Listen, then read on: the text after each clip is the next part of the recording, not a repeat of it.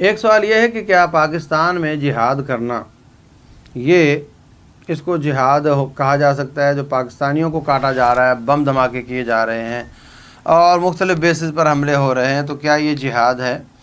تو حقیقت یہ ہے کہ یہ جہاد نہیں ہے۔ جہاد تو کافروں کے خلاف ہوتا ہے، اور اگر آپ یہ کہیں کہ یہ بھی کافر ہو گئے ہیں تو پھر مسئلہ جہاد کا نہیں ہے، مسئلہ کفر کا فتویٰ لگانے کا ہے۔ اور کفر کا فتویٰ جو ہے وہ علماء کرام لگاتے ہیں، مفتیان اعظام لگاتے ہیں، ہر ایرے گیرے کا کام یہ نہیں۔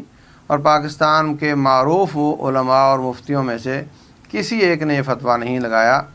ہاں، جو خود ساختہ مفتی ہوں اور جنگلوں میں خود بیٹھے اپنے آپ کو مفتی، ایک کو مفتی بنا دیا، ایک کو امیر بنا دیا، وہ اس کو فتویٰ دے، وہ اس کو تنفیذ کرے، اس طرح کے لوگ تو کہہ سکتے ہیں۔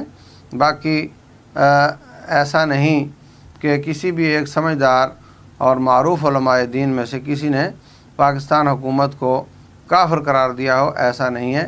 تو جب کافر قرار نہیں دیا تو اس کے خلاف جہاد بھی نہیں ہو سکتا، اور جو عوام کو مارا جاتا اور یہ حکمرانوں کو یا ان کے بیسس پہ، یہ سارا ظلم کے زمرے میں آتا ہے، اور اس سے کافر فائدہ اٹھاتے ہیں، مسلمانوں کو اس سے فائدہ نہیں ہوتا۔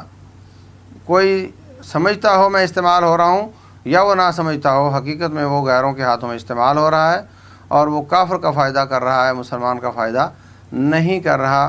مسلمان کا فائدہ تب ہوگا جب ہم مسلمان مظلوموں کی مدد کے لیے کافروں کے ساتھ لڑائی کریں۔ اللہ عالم۔